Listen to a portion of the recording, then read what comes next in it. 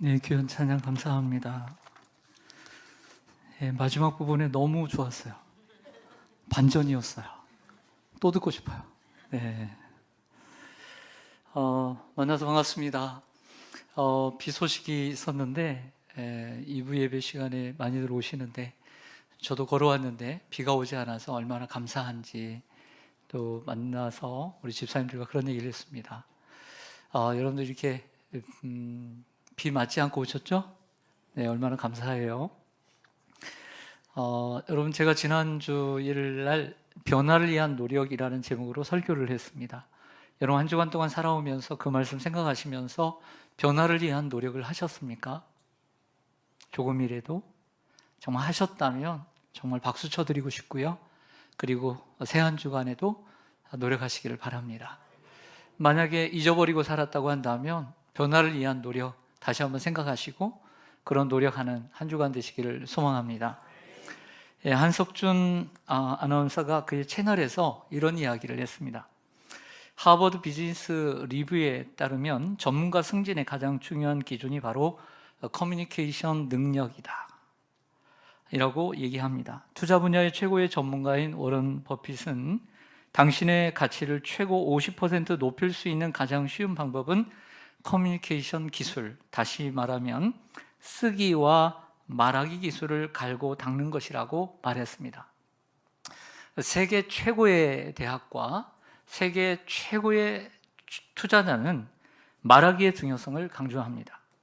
개인의 행복한 삶을 위해서도 당연히 필요할 뿐만 아니라 인생에 있어서 성공을 위해서도 사회적 성공을 위해서도 말하기 능력은 필요하다는 것이죠.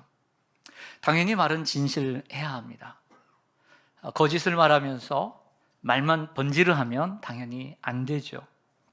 진실이 성공을 보장하지는 않습니다만은 진실이 없으면 실패를 보장하기 때문입니다. 우리가 말하는 기술을 높이려면 진실해야 합니다.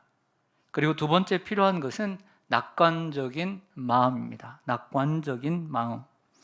낙관적인 마음이라는 것은 낙천적인 마음과는 좀 다릅니다.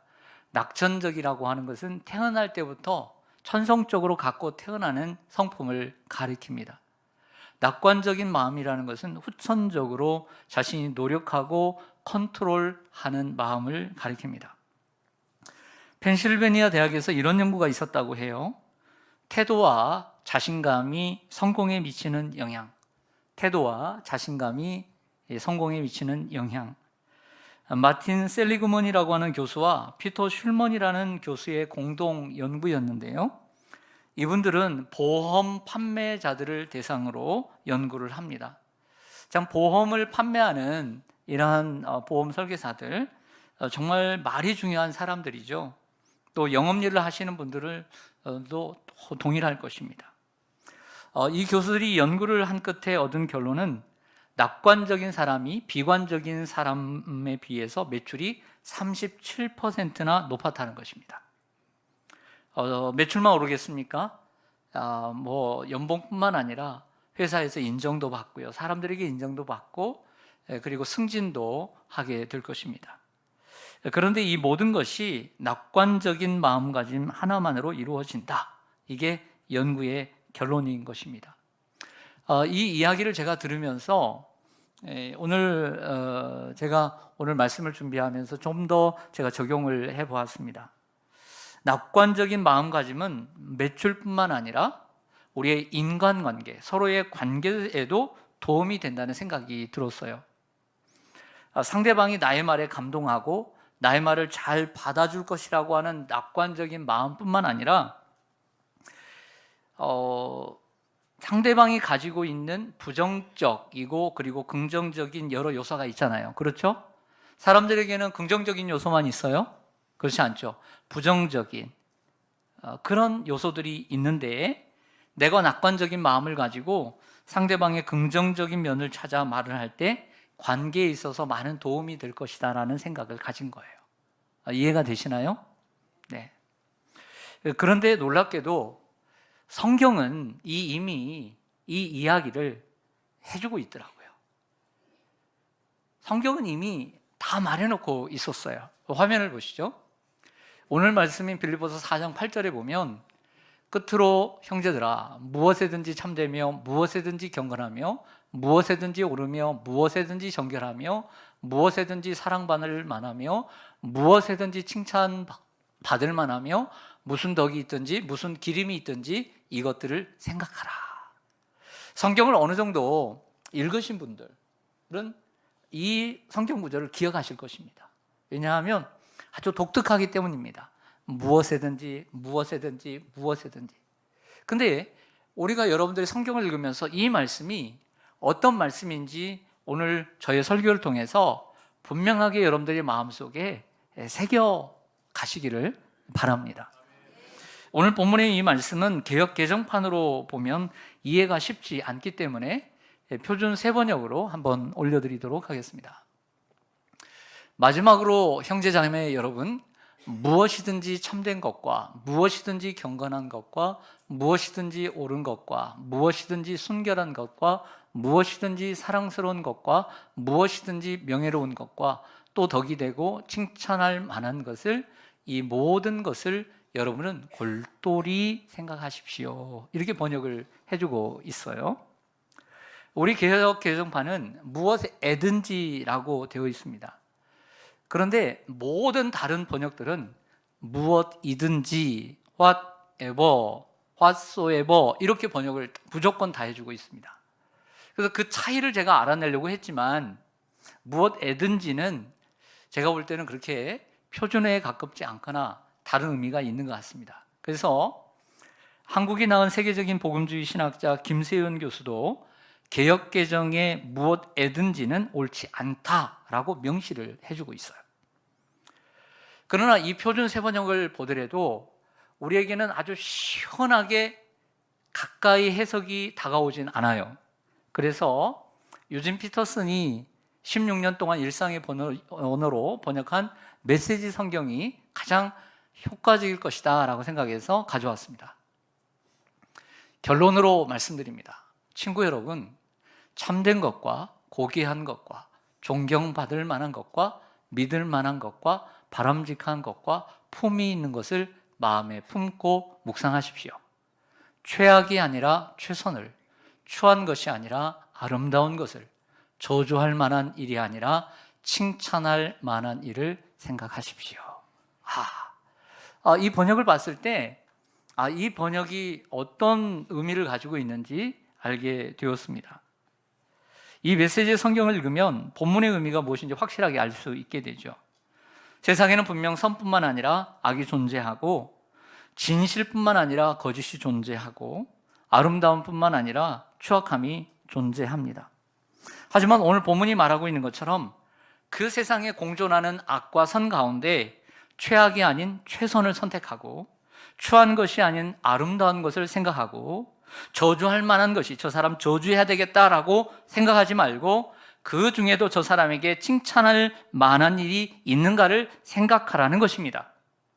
이렇게 생각하고 행동할 때 오늘 9절의 말씀처럼 하나님께서 평강의 하나님이 너희에게 평강을 주실 것이다. 6절과 7절에 오면 너희는 아무것도 염려하지 말고 너희는 모든 일을 기도와 간구로 너희 구할 것을 감사함으로 하나님께 아뢰라. 그리하면 지각에 뛰어난 하나님의 평강이 너희의 마음과 생각을 지킬 것이다. 너희에게 참된 평강이 오는 길은 기도와 간구이다라고 말씀하시면서 8절과 9절에서는 이런 사람과의 관계 속에서 무엇이든지 참된 것을 찾을 줄 알고 경건한 것을 찾고 의로운 것을 찾고 저주할 것보다는 칭찬할 만한 것들을 찾게 될 때에 너희의 관계 속에서 평강의 하나님께서 함께 하실 것이다. 이렇게 바울이 권면하는 큰 틀을 가지고 있는 것입니다. 그렇다면 사도 바울이 오늘 빌립보 교회 성도들에게 오늘 본문을 통해 진짜 말하고 싶었던 내용은 무엇일까요? 그것은 아마 빌립보 교회 성도들이 처하고 있는 상황과 깊은 관계를 갖고 있을 것입니다. 들어보세요. 인간은 어떤 생각을 하느냐에 따라 그리고 어떤 마음을 품고 사느냐에 따라 말과 행동이 달라집니다. 그것이 나중에는 그 사람의 인격이 되고 삶이 됩니다. 하루 종일 세상이 불공평하다는 생각을 하면 삶이 무기력하고 의욕이 없는 사람이 되고 나도 불평을 하게 됩니다. 하루 종일 내 주위의 사람들은 이런 생각합니다. 하루 종일 내 주위에 있는 사람들은 나를 위하는 사람은 없고 내 편도 아니라는 생각을 하고 살 때 반평생을 산 남편도 내 편이라고 생각되어지지 않을 때, 아내가 내 편이라고 생각되어지지 않을 때, 내가 낳아서 키운 자식도 내 편이라고 생각되어지지 않을 때 사람들과 어울리기 싫고 자신만을 위해 살아가는 이기적이고 불행한 사람이 되고 외톨이가 될 수 있다는 것이죠. 하지만 반대로 세상의 불공평함보다 세상의 공평함을 보고 살게 되면 나도 할 수 있는 가능성과 자신감으로 세상을 살게 되는 것입니다. 또한 사람들이 이기적이고 추악한 모습보다는 그 사람이 정말 이기적이야, 어떻게 그런 의견을 제시할 수 있고 그렇게 말할 수 있을까, 그런 어떤 악한 모습보다는 그 사람이 그렇게 할 수밖에 없었던 그 사람의 연약함을 불쌍히 여기고 도리어 그 사람 속에 있는 장점과 아름다움을 찾아 살게 되면 좋은 사람을 넘어 위대한 가치를 가지고 사는 사람이 될 수 있는 것입니다. 좀 더 깊이 사도 바울이 빌립보 교회 성도들에게 말하고 싶은 내용을 제가 이야기하겠습니다. 빌립보 교회 성도들은 당시 자기를 핍박하는 사람들에 대한 원한으로 불타 있었습니다. 많은 핍박이 있었기 때문이죠. 가난도 있었고요. 그럼에도 불구하고 그 신앙 때문에 자기를 비판하는 그 사람들에 대해서 원한으로 불타지 말고, 또한 교회 안에 자기를 반대하는 반대파에 대한 분노로 치를 떨며 외면하고 살기를 원치 않고 있는 것입니다. 그렇게 되면 성도들이 마음의 평안을 잃게 되는 것이죠. 그래서 사도 바울은 성도들을 괴롭히는 적대자들의 거짓되고 악하고 추한 면들만 생각하여 분노와 복수심에 차서 살아가지 말고 그들에게서 조금이라도 참된 것, 경건한 것, 의로움이나 사랑할 만한 것, 혹은 칭찬할 만한 것이 있다면 그런 면들을 생각하라고 말하고 있는 거예요. 여러분, 우리의 삶에도 또 우리 교회 생활에도 너무나 밀접하게 관계된 얘기 아닙니까? 네? 다 천사들만 모여 있나요? 그렇지 않죠. 그런데 여러분들은 어떤 면을 보고 어떻게 생각하고 어떻게 말을 하느냐, 우리에게 너무 필요한 말씀입니다. 사실 빌립보 교회 성도들은, 교회는 당시 내분에 휩싸여 있었어요. 크게 부각되지 않지만 정확하게 부각시켜주고 있습니다. 그 내분의 분규 속에는 유오디아와 순두계라고 하는 큰 여성 지도자들이 있었습니다. 비록 생각이 다르고 서로 다른 이해관계를 갖고 있고, 혹은 정말 내 귀에 남고 내 마음에 쓰라리게 남아있는 정말 그런 말을 나에게 했고, 혹은 적대적인 행위를 하더라도 같은 믿음을 가진 사람들이기에 그들의 단점이 아닌 그들의 장점을 생각함으로 평강의 하나님이 그 교회에 찾아오시도록, 성도들의 마음에 평강이 찾아오도록 생각하는 거예요. 사도 바울은 성도들에게 말만 하고요, 야, 여러분들 너희들 이렇게 하십시오 라고 하고 자기는 행동하지 않는 사람이 아니었습니다. 자, 화면을 보시죠. 빌립보서 1장 12절에 보면 이렇게 얘기합니다. 형제들아, 내가 당한 일이 도리어 복음 전파의 전진이 된지를 너희가 알기를 원하노라 라고 했습니다. 여기서 사도 바울이 당한 일은 무엇일까요? 그렇죠. 복음을 전하다가 박해를 받고 지금은 로마 감옥에 갇혀 있는 것입니다. 로마 감옥에 갇혀 있는 일, 환난과 핍박을 받고 미움을 받은 일, 너무나 억울하죠. 그런데 그 일이 도리어 복음 전파의 전진이 되었다. 그들이 나를 핍박하고 괴롭힌 것을 생각하기보다는 이 일로 인해서 하나님의 복음이 더욱더 많이 전파되게 된 것에 대하여 감사를 선택하는 이러한 바울이었다라고 하는 것이죠. 바울은 자신의 감옥살이에 억울함과 괴로움에 대한 생각을 끊고 도리어 자신의 투옥이 가져온 복음의 진보에 대해서 생각했습니다. 그의 대적들에 대한 분노와 원한을 끊고, 그럼에도 불구하고 그들 속에 있는 자그마한 참된 것, 아니 그들에게 참된 것이 없어도 그들을 통해서 하나님이 일하시는 그 일하심을 찾아서 생각했던 것이죠. 그리고 생각하는 것 외에 중요한 것이 있습니다. 그것은 말하는 것입니다.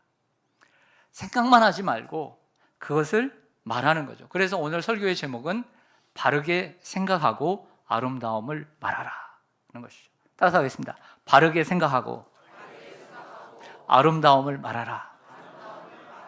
여러분, 우리가 생각을 바르게 하는 거 중요해요, 안 중요해요?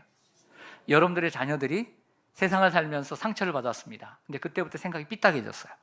그때부터 삐딱한 생각을 하면서 살아가요. 좋아요, 안 좋아요? 안 좋죠? 그 인생이 어떻게 되겠어요? 생각이 얼마나 바라야 된다는 것이 중요한 것입니다. 근데 생각만 바르게 하는 것이 아니라 아름다움을 말하라 라는 것이죠. 제가 지난주에도 국민학교, 중학교 얘기를 잠깐 했었어요. 폭력에 대한 이야기를 하면서 제가 초등학교에 입학해서 뭐 했나 생각을 해보니까 글씨도 제대로 못 쓰고 글씨 하나 쓰고 들어간 것 같아요. 그래서 가서 한 게 뭐냐면 쓰는 거였어요. 연필에다가 작기장이라고 그래요. 작기장이 뭔지 알아요? 노트 그걸 작기장으로 해요. 작기장. 아닌가요? 작기장이라고 그랬어요. 근데 쓰는데 작기장이 이게 곳이 종이가 안 좋아져 다 찢어져. 연필도 얼마나 잘 안 나오니까 이게 침을 묻혀가지고 이렇게 혀에다가 그래서 찢어져요. 근데 요즘 얼마나 좋습니까? 그래서 쓰기를 많이 했던 것 같아요. 여러분의 자녀들도 그랬고 저희 자녀들도 그랬던 것 같습니다. 초등학교 1학년 때에 학교 가면 제일 많이 했던 건 뭐냐면 글쓰기, 단어 쓰기. 그래서 아이들이 학교 갔다 오면 뭘 가져와요? 단어 쓰기. 1번부터 10번까지. 그래서 몇 점 맞았는지 생각나시죠? 그래서 어느 날 보니까 100점을 가져왔어. 그때부터 이런 생각이 들죠. 야, 내 아이는 천재구나. 이런 생각을 들고 이런 생각이 들어요. 이렇게 잘 키우다 보면 서울대학교 국어국문학과를 내가 보낼 수 있겠다. 이런 포부를 가지고 우리는 키웠어요. 그렇죠? 그리고 100점 맞아보면 저녁에 반찬이 달라졌어요. 내일도 잘 보려고. 저도 가만히 생각해보면 그 학교를 다닐 때 쓰기 수업을 많이 했는데요. 간혹 선생님이 읽기 수업도 시키긴 했어요. 만약에 오늘이 27번이면 27번 조순배 일어나 그래서 불러라고. 그날 막 번호면 막 떨리잖아요. 오늘 만약 3일이면 3번, 13번, 23번, 33번 그거 겁나잖아요. 근데 그런 적이 있었어요.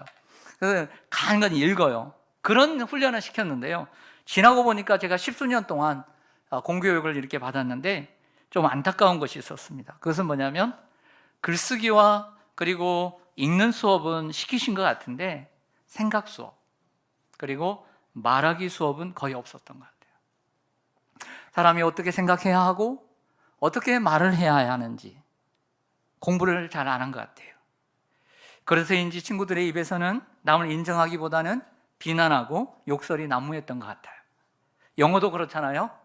10수년을 공부했지만 얼마나 문법을 파고들었고 저도 영어 사전 들고 이것을 내가 다 외우리라 그렇게 생각하고 공부한 적도 있지만은 그 많은 단어를 배우고 문법을 배웠지만 영어를 하라고 하면 제대로 말 한마디 못하는 경우를 우리는 많이 경험합니다. 이처럼 말하기 수업을 하지 않았기 때문이죠. 우리가 국어를 많이 공부하고 우리가 다른 것을 공부한다고 해서 사람들이 바르게 생각하고 바르게 말한다는 것, 이건 틀린 것이죠. 여러분들 좀 미안하지만 우리가 성경을 많이 읽고 성경을 백독을 하고 성경을 많이 공부했다고 해서 그 사람이 늘 바른 판단을 하고 바른 생각을 하고 바른 말을 한다는 것은 보장될 수 없다는 얘기예요. 이처럼 생각은 훈련해야 하고 말하기도 훈련해야 한다는 것이죠. 우리가 교회를 오래 다녔다고 해서 성경을 많이 읽었다고 해서 다 잘 되는 것은 아닙니다. 사람은 아무리 많이 배워도 말하는 훈련이 되지 않아서 실패하는 경우가 많죠. 어른으로 성장하는 과정 가운데 생각하는 훈련과 말하기 훈련은 많이 못한 것 같습니다. 이러한 부족한 부분을 보통 어디서 채워주죠? 가정에서 채워주죠.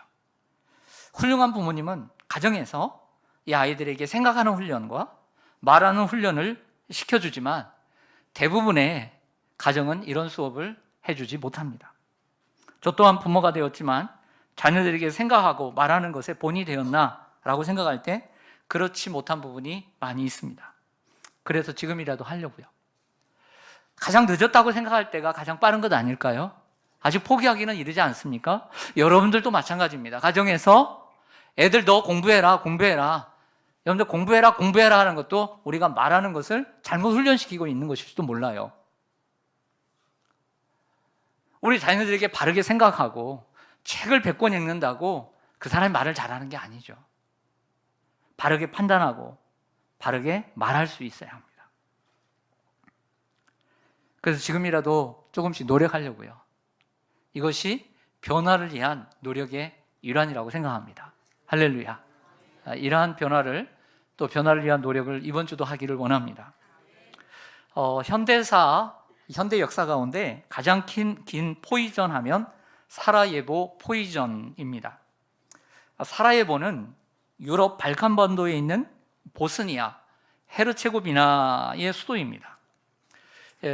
보스니아가 유고슬라비아로부터 독립을 선언을 하자 보스니아는 기뻐했어야 되잖아요. 그런데 보스니아에는요 2개의 언어를 가지고 사는 사람도 있었습니다. 하나는 보스니아어를, 하나는 세르비아어를 사용하고 있었습니다. 그때 세르비아계인들이 약 13,000명의 병력을 동원해서 사라예보를 포위를 합니다. 그래서 자기의 나라를 만들고자 했던 것이죠. 이러한 포위전은 1992년 4월부터 1996년 2월까지 무려 3년 10개월 동안 이어졌고요. 수천 명의 시민이 죽임을 당했습니다. 모든 것이 황폐해 갔던 거죠. 그래서 현대사 가운데 가장 긴 포위전이 사라예보 포위전입니다. 하지만 그때 전쟁의 추악함과 혼돈의 한복판에서 한 남자가 아름다움을 보여주었습니다. 보스니아 헤르체고비나의 출신 그리고 첼리스트인 베드란 스마일로비치가 바로 그입니다. 그는 폐허가 된 거리와 건물 사이에 앉아 슬픔과 두려움에 빠진 사라예보 사람들을 위해서 첼로를 연주했던 것이죠. 그렇게 2년 동안이나요. 2년 동안 여러 장소를 돌아가며 연주했습니다. 엄청난 고통 중에서도 그의 아름다운 연주를 통해 시민들에게 치유와 소망을 선물해 준 것입니다. 여러분에게 좀 묻겠습니다. 여러분 세상에서 아름다움을 느끼십니까? 세상에서 아름다움을 느끼십니까? 사람들에게서 아름다움을 느끼십니까? 중고등학교 중학생 1, 2학년들이 1000명에게 물었다고 합니다. 여러분 세상은 선할까요? 악할까요? 이렇게 물었더니 뭐라고 대답했을까요? 1초도 서슴없이 악이요! 이렇게 대답을 했답니다. 뭐라고요? 악이요. 중학교 1, 2학년도 이 세상이 선한 사람은 억울하고 악한 사람만 잘 되는 세상이라고 인식되어 있는 게 우리 대한민국입니다. 아쉽게도 세상이 아름답지 않게 느껴지는 순간이 많죠. 정치를 봐도 그렇지 않습니까? 사람들을 봐도 그렇고요. 세상 돌아가는 것을 보면 아름답지 않은 모습이 많습니다. 그래도 우리는 아름다움을 봐야 합니다. 왜냐하면 우리 하나님께서 세상을 아름답게 지으셨을 뿐만 아니라 보존하고 계시기 때문입니다. 세상을 창조하실 때 매일매일마다 하나님이 보시기에 좋았더라 라고 하셨어요. 비록 죄로 인해 그 일부가 망가진 것은 사실이지만 아직도 남아있는 아름다움은 어마어마합니다. 우리나라에도 그 아름다움이 있고 전 세계에도 아름다움이 있지만 이 지구뿐만 아니라 이 지구에 수십 배, 수천 배, 수억 배, 수조원 배 되는 온 우주가 있습니다. 이러한 자연의 아름다움은 말할 것도 없고요. 사람의 내면에 남아있는 아름다움도 많습니다. 우리가 비관적인 마음으로 부정적인 것을 찾아서 그렇지 낙관적인 마음으로 긍정적인 것을 찾으면 얼마든지 찾을 수 있습니다. 세상이 아무리 어지럽고 타락했어도 아직 세상에는 아름다운 것이 많이 남아 있습니다. 창조주 하나님께서 세상을 창조하시고 그리고 보존하시고 타락한 자들 중에도 남은 자들을 남겨놓고 계시기 때문이죠. 그러므로 세상을 너무 비관적으로만 보지 마시고요. 이 베드란 스마일로비치처럼 세상에 대해서 아름다움을 찾는 여러분 되시기를 주님의 이름으로 간절히 축원합니다. 먼저 세상에 대한 아름다움을 좀 볼 수 있어야 되겠다라는 거예요. 세상은 악하고 세상은 못됐고 그런 생각만 가지고 세상을 살다 보면 세상에 대해서 보복하고 싶고 불만조로 세상을 살게 되잖아요. 그러지 말라는 거죠. 제가 6월 안식월을 끝나갈 때쯤 한 집사님의 딸이 토요일에 결혼이 있었어요. 그 집사람을 보내기로 했는데 제 마음이 여의치 않아서, 그리고 내일 설교도 없고 하니 그래서 내가 가서 축하하는 게 더 좋겠다. 둘이 가면 좀 돈도 부담이 되고 하니까 그래서 제가 이제 가게 됐습니다. 그래서 교회차에 제가 이제 탑승을 했죠. 맨 앞에 타 있는데 우리 성도님들이 이렇게 타고 있었어요. 근데 맨 뒤에 아주 평소에 아주 조용한 권사님께서 저에게 이렇게 물으시는 겁니다. 목사님, 우리 안 보고 싶었어요? 이렇게 묻는 거예요. 그래서 제가 뭐라고 대답했겠습니까? 보고 싶었죠. 이렇게 대답을 했습니다. 제가 없을 때 저의 소중함을 조금이라도 느꼈을 거라고 생각합니다. 제가 왜 이야기를 하냐면, 누구나 잠시 떨어져 있으면 그 사람의 소중함을 알게 되고 반가워하고 좀 더 저분에게 더 잘해주고 싶겠다는 생각이 드는 거죠. 예를 들어 아빠가 한 달 동안 출장을 갔습니다. 그 아빠 없는 가정으로 한 달을 살아보니까 아빠가 계신 것이 얼마나 든든한가를 깨닫게 되었고 아빠의 소중함을 알게 된 것이죠.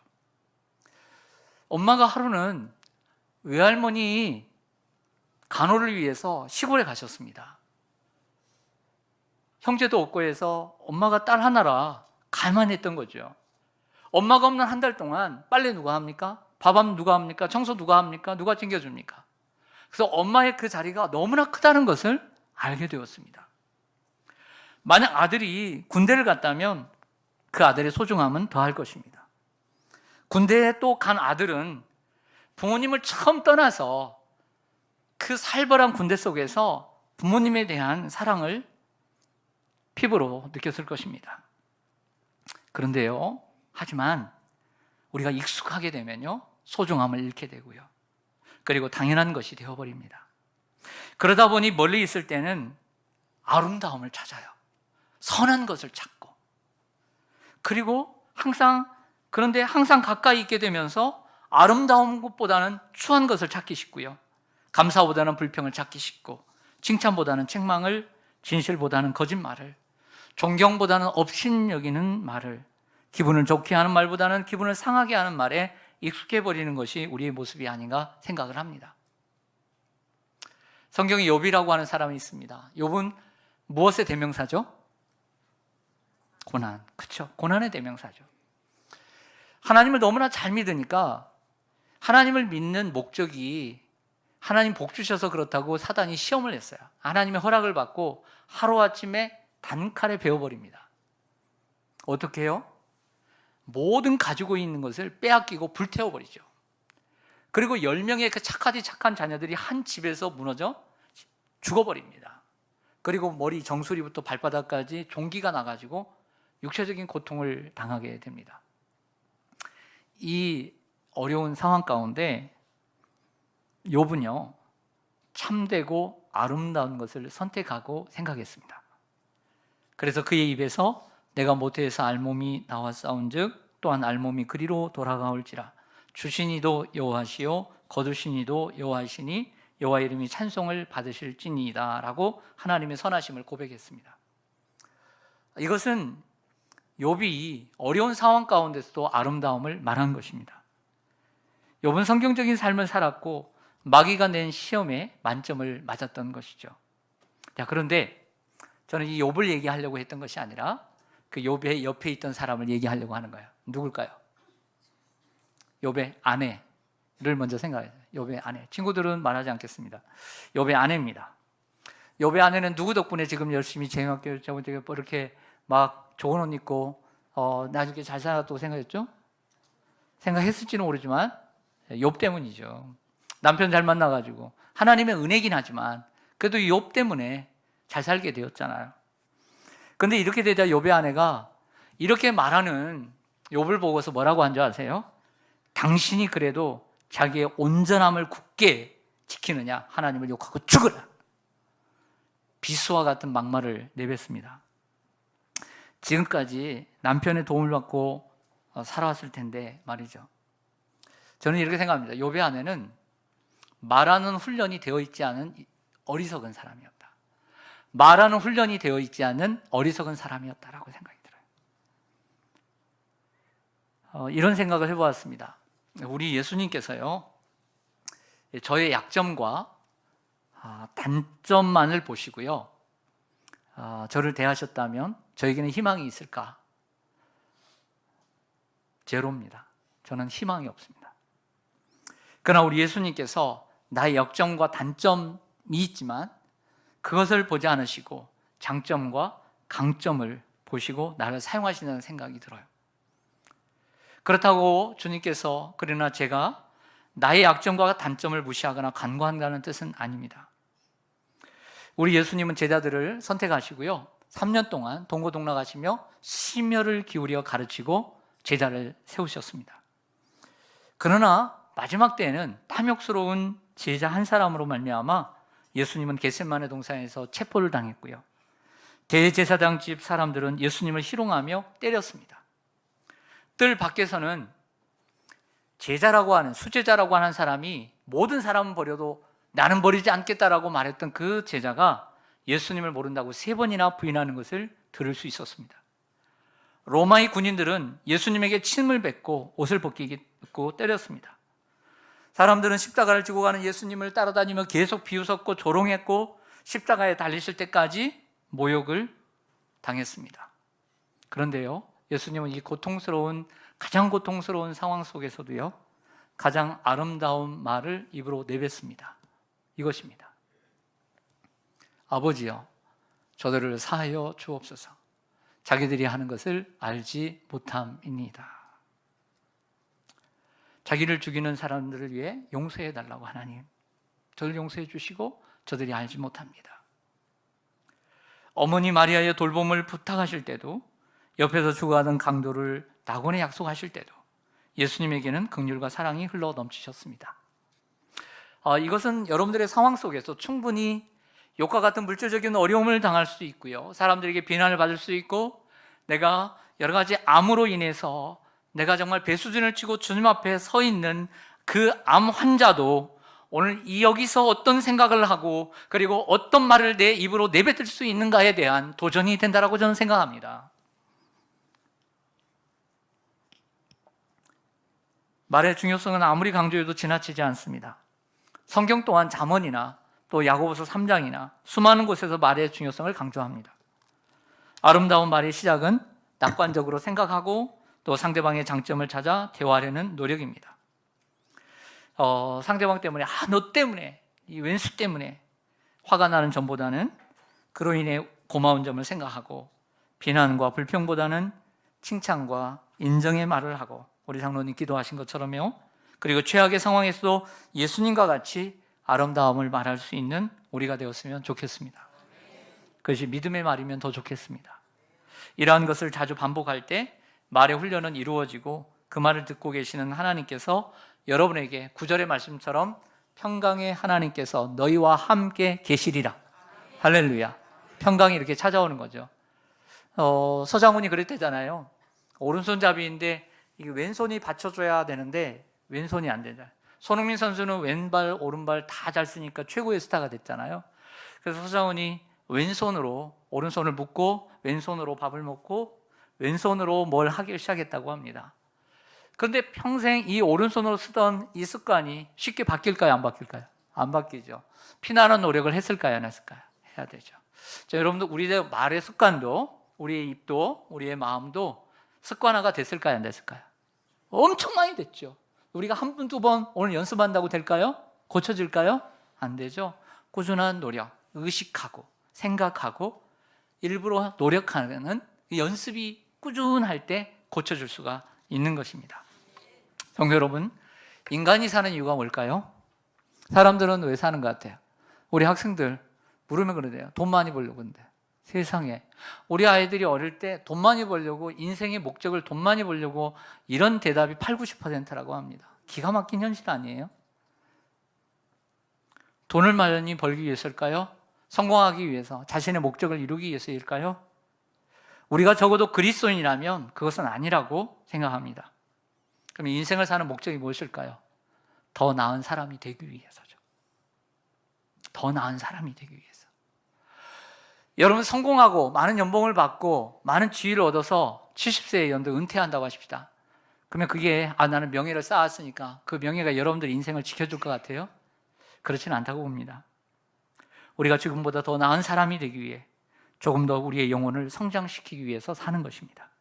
자, 이것을 성경적으로 얘기하면 그리스도의 장성한 분량에 이르기까지, 그리스도의 장성한 분량에 이르기 위해서 사는 것이고 지금보다 더 예수님을 닮아가기 위해서 사는 것입니다. 이게 우리의 삶의 목적이 되어야 될 줄로 믿습니다. 나이가 든다고 어른이 아니라 예수님을 더 닮아가고 더 성숙해야 어른이죠. 이전에도 악이 지배하는 세상이었고 지금도 악이 판치는 세상처럼 보이지만 지금까지 세상을 변화시킨 사람들은 비관적으로 생각하고 그리고 비관적으로 말하는 사람이 아닌 낙관적으로 생각하고 그리고 아름답게 말하는 사람들이었습니다. 그러므로 어려운 상황 속에서도 예수님처럼 생각하고 예수님처럼 아름다움을 말하는 여러분들과 제가 되시기를 소망합니다.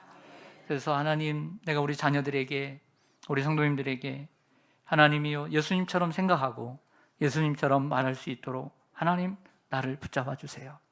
이렇게 기도해야 돼요. 그리고 조금씩 그렇게 될 때 여러분들의 환경은 더욱더 좋은 방향으로 나아가게 될 줄로 믿습니다.